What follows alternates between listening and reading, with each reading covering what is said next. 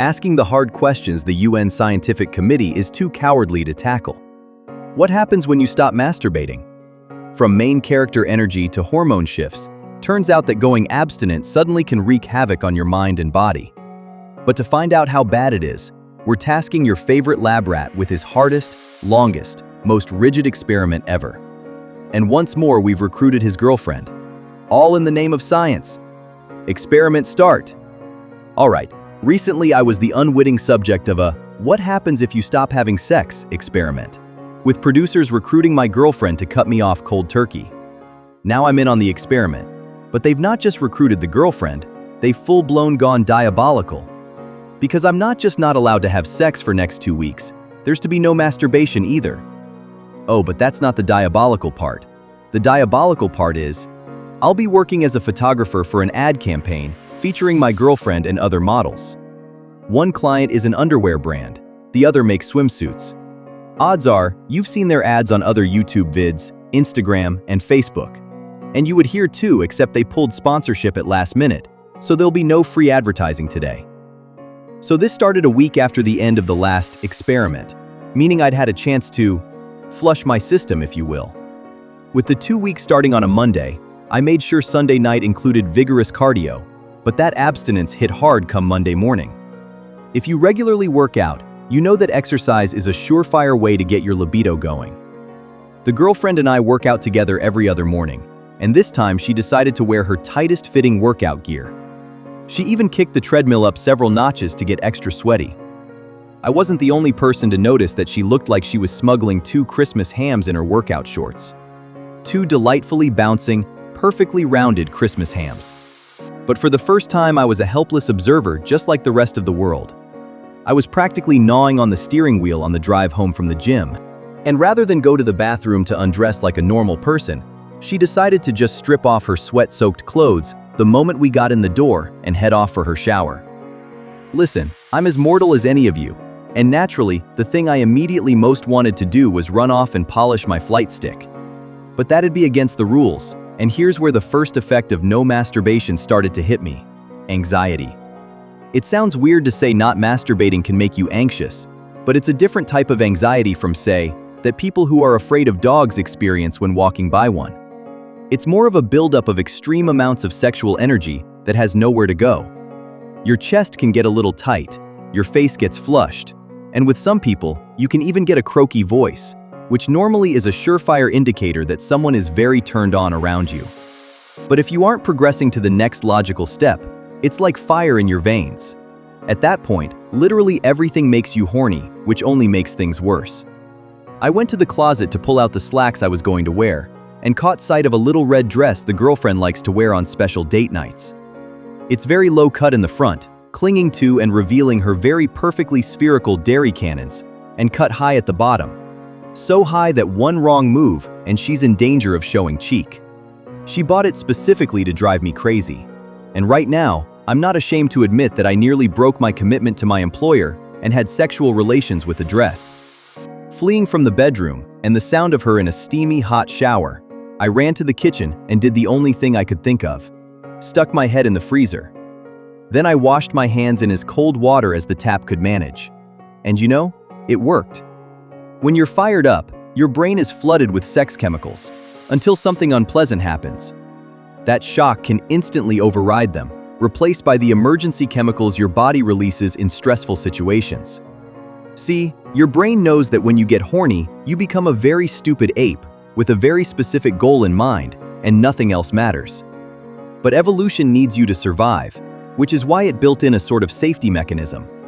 Imagine it's about 1.5 million years in the past, and you're one of humanity's earliest ape-like descendants. You're about to get some prime A Homo erectus booty, some of the nicest nice in the entire savannah. Your brain is flooded with sex hormones and chemicals. Dopamine increases your sense of motivation and sensations of pleasure. Norepinephrine increases your sense of sexual arousal, as well as your ability to focus and sense of energy, which is why you become so single-minded, by the way. Oxytocin and vasopressin, meanwhile, makes you feel a sense of attachment with that lovely, upright relict hominid you're about to desecrate the grasslands with. All of this is creating the infamous sex fog and giving you the reverse of attention deficit disorder. You've got attention surplus disorder, and all of that attention is fully on the primate strange you're about to get. But then there's a rustling in the grass that you've evolutionarily learned to associate with Dinofelis, or the saber-toothed cat.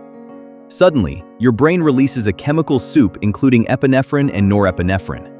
The epinephrine, or adrenaline, works together with the norepinephrine already in your system to shift your attention to survival, making you forget all about the monkey clam you were on the verge of claiming. The rush of cold water can create a milder version of this same chemical reaction, as it shocks the body, and the brain responds with a massive, "What is going on here? And could it be trying to kill me?" The feeling you get after is what's famously known as post-nut clarity, which, by the way, there is no scientific term for. Really seems like there should be. With my emotions under control, I banished the harlot in my bedroom from my sight by literally covering my eyes and rushing into the bathroom for a very cold shower. This was going to be a challenge, and it was only getting worse. So I have a photography background, and the work we were doing didn't require much skill, to be honest. I was just shooting the girlfriend along with other models on a white cyc stage, while they were wearing underwear and swimsuits for the next 3 days. I powered through the first day, but was a live wire by the time we got home. I felt like I would literally explode at the slightest touch, which is why I forbade it. She slept in the bedroom alone that night, and I slept in the living room. I didn't need that Jezebel tempting me by pressing her Christmas hams up against me in the middle of the night. She was clearly enjoying this sadistic experiment. After all, she was free to release all her sexual frustrations even as she heaped them onto me. The girlfriend and I have shot things together before, either just for art's sake or even a few brands that she's modeled for. When it's spicier types of shoots, I have a habit of dragging her away halfway through for a private 5-minute consultation. It's rare I can make it through a whole shoot otherwise. I honestly don't care much when working with other models, but there's something about that woman that makes me feel like a 12-year-old finding a dirty magazine for the first time.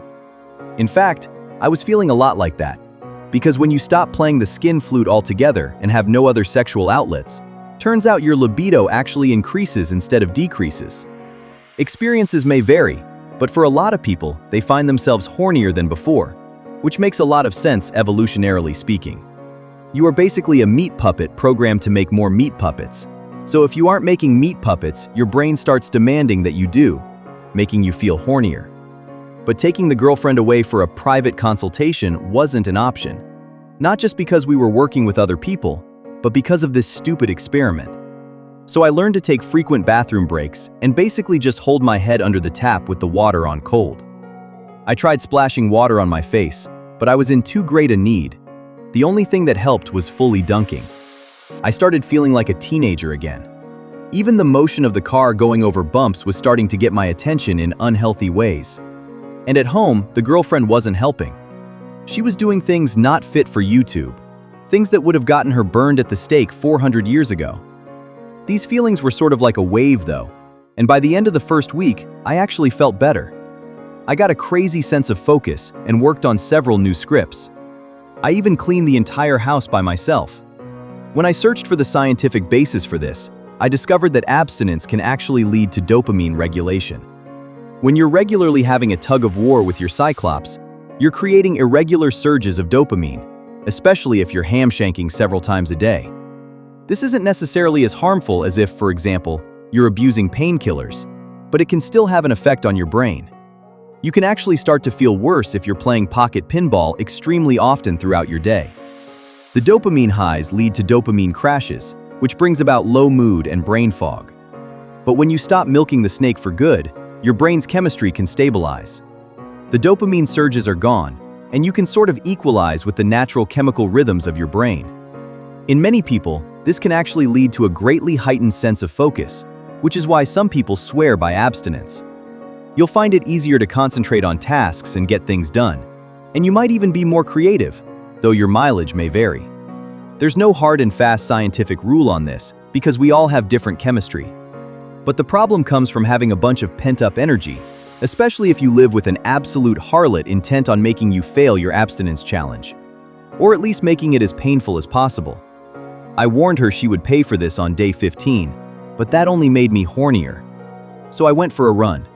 A very long run. I actually started running a lot, because it's a great way of burning up energy. Can't be horny if you're exhausted.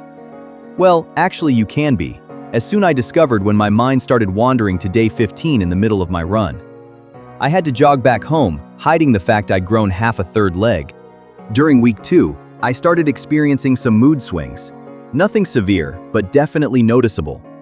Masturbation can affect stress hormones and is known to release endocannabinoids that are used to reward your brain for certain behaviors.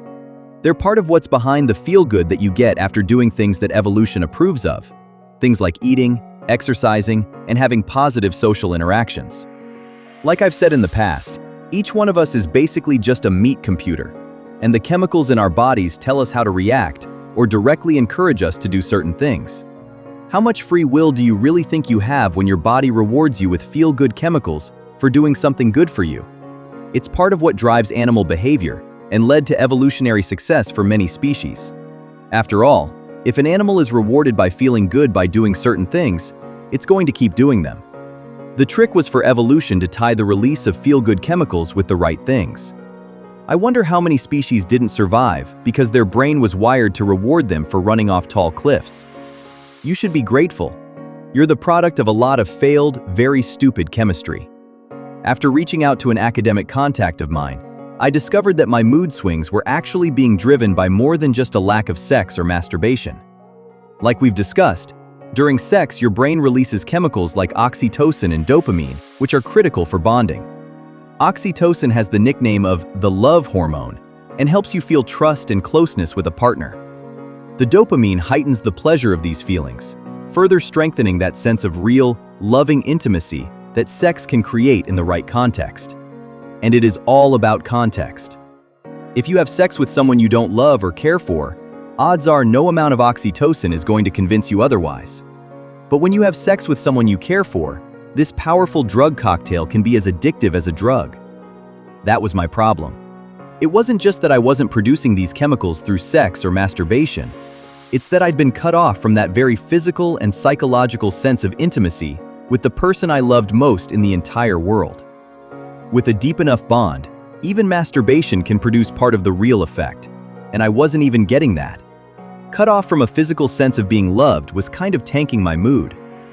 If you've gone through a breakup with someone you deeply loved, it's a very similar effect. Thankfully, it was milder, because I knew this was temporary, but it was interesting to see how very real an effect that it was having. The 2 weeks were rough, but it showed me there's some very real benefits to abstinence. It also showed me that me and the girlfriend are bonded on a deeper level than I'd ever realized. My brain's chemistry literally needs her in my life. Without her, I'm not just a lesser man. My brain doesn't work right, and I have the science to prove it. Let us know in the comments. And as always, if you enjoyed this video, don't forget to like, share, and subscribe for more great content.